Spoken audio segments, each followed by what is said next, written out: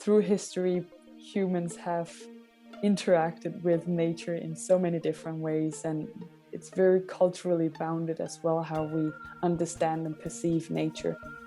What technology can do is open up that Pandora box of possibilities in nature, both for physical activities, mental benefits. There's so many studies showing the positive impact of nature on our mental health.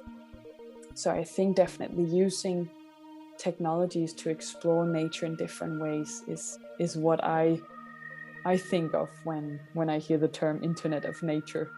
Technology used in the right way can be like this amplifier to greater experiences.